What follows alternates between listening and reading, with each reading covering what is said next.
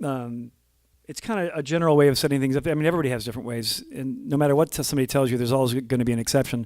But the way a lot of guys set up their pedal boards is putting the distortion stuff first, and then going into, if you have a volume pedal, then going into a volume pedal, so that when you back down the volume pedal, your delays, if you put your delays in front of your volume pedal, then every time you turn down, it's going to, you want it to trail off. I want that sound. I don't want it to go and sound like somebody just turned down the stereo, So I usually start off with my distortion pedals. I mean, and I have found that, if you, the last distortion pedal you have in chain, if you use multiple distortion, some guys have little clean boosts and some guys have, a couple different distortions on their board. Usually the last one in the chain is the one that you characteristically hear more than the other ones. So I oftentimes put a cleaner pedal afterwards, because it seems like when I build it up, the signal chain going into from like a clean boost into like distortion pedals to other distortion pedals, it gets this buzzy. And that's the fine line that I find hard in how I kind of judge if a pedal's working for me, if it's kind of just overdriven enough to feel really good under your fingers, like a nice amp that's cranked all the way up, but not buzzy, not too distorted to the ear. So that's because sometimes they'll sound really good, but it won't have that compression, or sometimes it has the compression and it's just too overly buzzy. So I found I put like the AC boost first. It works. And then I have the new AC boost comp, which I run after that, because I have that set up a lot cleaner. I have that one set up kind of like this. Hardly any distortion at all. And the first pedal is more distortion. Is much more distortion, which I can almost use by itself. But if I really want to go over the top with slide, then I'll put them both on. But I put the cleaner one second, because it kind of just seems to boost it and give it a bigger rounder sound like this, which is.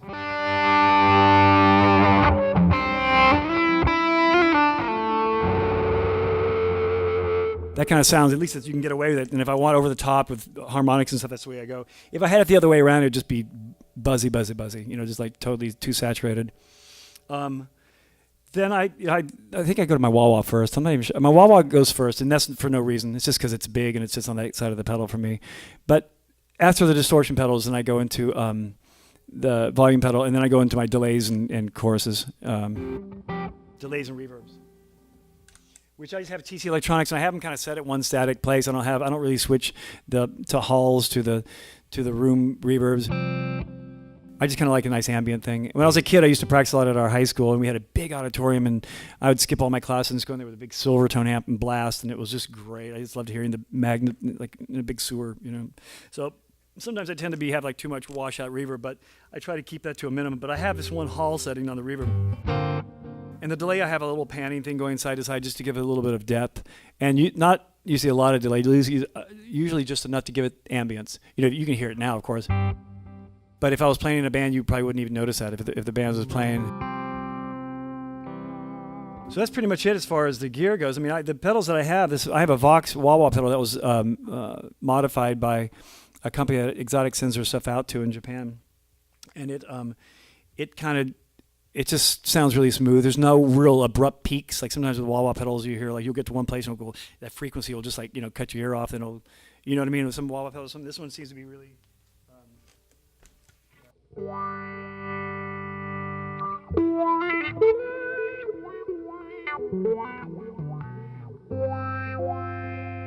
This is a nice wall all the way around. Do you still send it to Japan to that company, E.W.S? Is that who does it? Kiyoshi? Okay, never mind. Oh, okay.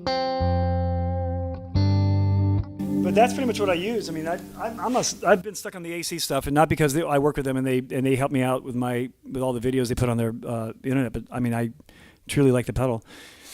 People send me pedals. I get like pedals. You probably too, Richard. People send me pedals all the time, wanting me to try them out, and it's really it's rare that I come across one that sounds as good as this pedal does. It seems that whenever I tour. And oftentimes the amps they give you on the road are like really crap. They're like JC, these weird Roland amps, and they're missing one speaker. And the AC always seems to kind of make it sound musical somehow. I can always seem to adjust it to make it sound right. So I mean, I honestly am just a big fan of their stuff. I always have been, ever since. Well, my last CD. I don't know if you guys have heard Falling Up, but I used two amps on that record. I used a Dumble amp. A friend of mine I just found this friend of mine, he's a tennis instructor in Santa Barbara, has like 3 Dumbles. and he lent me a Dumble. I can't remember which one it was now, but it's had a great clean sound. And I used my deluxe, and nobody can tell the difference on those tracks. I mean, nobody ever said this one sounds better than that one. I don't know. I mean, I have played through some Dumbles, and they're great. I mean, no doubt. I mean, I could never justify paying that much money for an amplifier, personally. Boutique amps, I mean, it seems like a lot of people are making amps now that are great. I don't know if like WikiLeaks got that out to everybody, but it seems like everybody's making, there's like guys in Dallas, Texas, there's guys in everywhere that are making really great boutique little sounding heads. I mean, I personally gravitate towards, I haven't used the gain structure in an gain structure in an amp for like 20 years now, because I've been using pedals. Bogner gives me amplifiers sometimes, and I always set them up for clean and then use my pedals. I don't know, I can adjust it for that. If I set up the amp where it sounds good with this pickup, with my treble pickup, with my bridge pickup, and it's musical,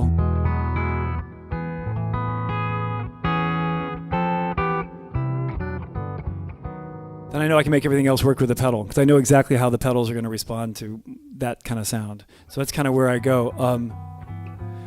What I look for in an amp is there got to be some certain kind of natural compression, and I find it's usually with amps that are around 30 or 40 watts, because anything less kind of breaks up too soon, especially when you have like delay and reverb before it, because you don't want the delays to hit and distort the amplifier. Then it sounds really terrible. But then again, it can't be like 150 watts either. It can't be too much wattage, because then you don't get any of that kind of natural tube compression.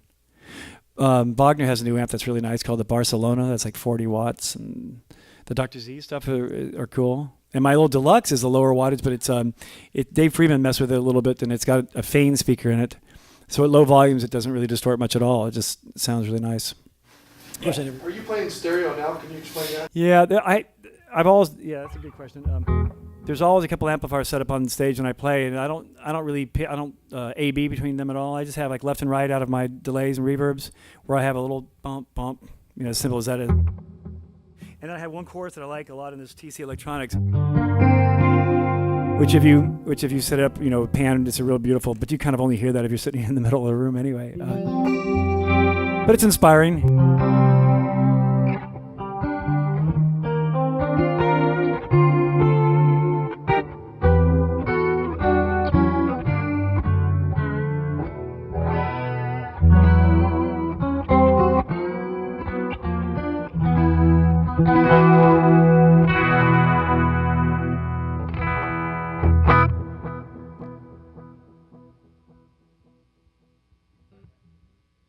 Usually I don't have that long of a delay. It's just where it's at right now. The only thing I don't like about the TC Electronics is that it's like, it goes from 1 to 3 is about as much delay as you'll ever need. And from 3 to 100, it's kind of like, where do you use that?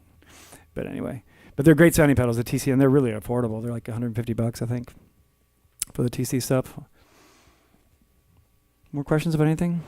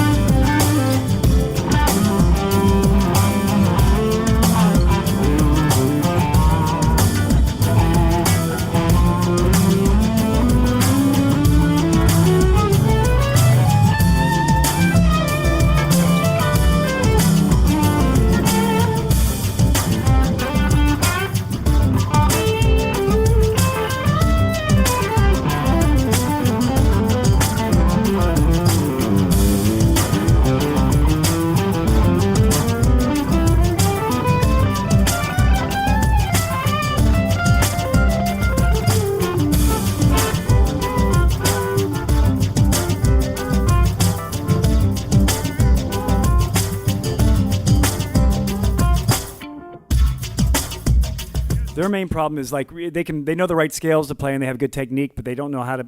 I find that most of the problem is with their timing, and yeah, the execution of playing like really simple blues things. A lot of it is I think maturity of like becoming an older player.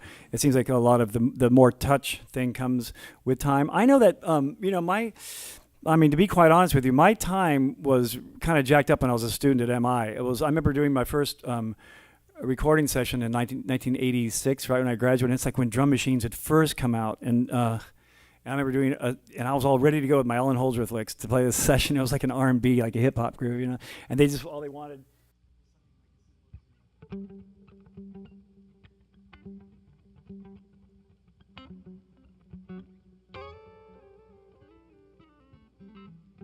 Little part, and as everything parts come in like 4 measures, little, and then you do a little fill at the end. That's all they wanted. Of course, I was all, going, I